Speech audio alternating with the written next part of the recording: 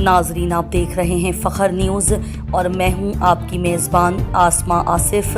آئیے نظر ڈالتے ہیں آج کی اہم خبروں پر۔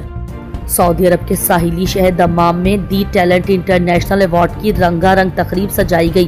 دی ٹیلنٹ انٹرنیشنل فورم کی ایوارڈ تقریب ناقابل فراموش۔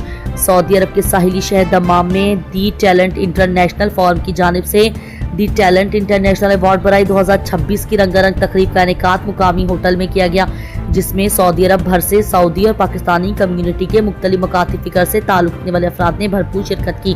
تقریب کا باقاعدہ آغاز تلاوت قرآن مجید فرقان حمید سے کیا گیا، جس کی سعادت حافظ عزیر احمد کو حاصل ہوئی، جبکہ ہدیہ نعت چودھری افضل طور نے پیش کی۔ بعد ازاں ایوارڈ تقریب کے مہمان خصوصی عامر نثار اوان اور صدر تقریب شہزاد ظفر نے تمام ایوارڈ یافتگان کو مبارکباد دیتے ہوئے کہا کہ یہ ایوارڈ آپ پر ایک بھاری ذمہ داری بھی عائد کرتا ہے کہ آپ مستقبل میں اپنی کارکردگی کو مزید بہتر بنا کر ملک و قوم کا نام روشن کریں۔ دیار غیر میں فن، ادب اور دیگر فنی خدمات میں نمایاں کارکردگی دکھانے والے افراد ہی ہمارے معاشرے کا اصل اثاثہ ہیں۔ 6 عرب ممالک نے 14 مئی 2026 کو اقوام متحدہ کے سیکریٹری جنرل کو مشترکہ خط لکھ کر ابنائے حرمت پر ایران کی جانب سے لگائے گئے یک طرفہ قوانین فوری واپس لینے کا مطالبہ کیا ہے۔ خط پر دستخط کرنے والے ممالک بحرین، کویت، سعودی عرب، متحدہ عرب امارات، قطر، اردن۔ خط میں کہا گیا ہے کہ بین الاقوامی قوانین کے تحت کوئی بھی ملک یک طرفہ قوانین کسی دوسرے ملک پر مسلط نہیں کر سکتا۔ ابنائے حرمت عالمی تجارت اور بحری جہازوں کی آزادانہ نقل و حرکت کے لیے ناگزیر ہے۔ اس کی قانونی حیثیت برقرار رکھنا عالمی امن کے لیے ضروری ہے۔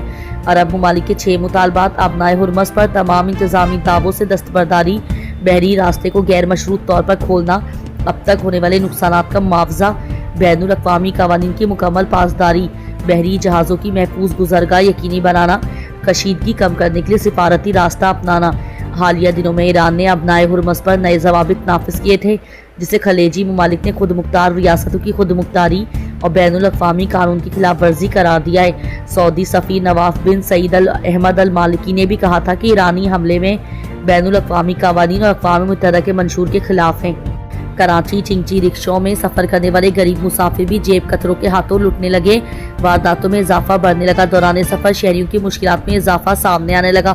شہر میں چنگچی رکشاؤں کو روزانہ ہزاروں غریب مزدور اور طلبہ سفر کے لیے استعمال کرتے ہیں۔ کم کرایہ اور مختصر فاصلے کے لیے سہولت ہونے کی وجہ سے یہ رکشا عام آدمی کی سواری بن چکی ہے، لیکن اب یہی سہولت جیب کتروں کے لیے نیا شکارگاہ بن گئی ہے۔ تربیت یافتہ اور پروفیشنل جیب کترے گروہوں کی شکل میں چنگچی رکشاؤں میں سوار ہوتے ہیں۔ رش اور تنگی کا فائدہ اٹھا کر مسافروں کے پرس، موبائل فون اور نقدی نکال لیتے ہیں۔ اکثر وارداتیں بازیاب نہ ہونے والی گلیوں، سگنلز اور بازاروں کے قریب پیش آتی ہیں اور مزاحمت کرنے پر گالی گلوچ اور خطرناک نتائج کی دھمکیاں دی جاتی ہیں۔ متاثرین اور مسافروں کا کہنا ہے کہ مہنگائی کے اس دور میں دن بھر کی مزدوری کر کے جو کچھ کماتے ہیں وہ بھی رکشے میں بیٹھتے ہی چوری ہو جاتا ہے۔ پولیس تک رسائی بھی مشکل ہے کیونکہ چنگچی رکشے کا کوئی ریکارڈ نہیں ہوتا۔ چنگچی کے ڈرائیور بھی ان جیب کتروں کے منظم گروہ کے ساتھ ملے ہوئے ہیں۔ پولیس کی خاموشی اور شہریوں کا مطالبہ: شہریوں کا کہنا ہے کہ چنگچی رکشاؤں میں CCTV، ڈرائیور کی شناخت اور نمبر پلیٹ کی رجسٹریشن لازمی قرار دی جائے۔ پولیس گشت میں اضافہ اور سادہ لباس میں اہلکاروں کی تعیناتی کو یقینی بنایا جائے۔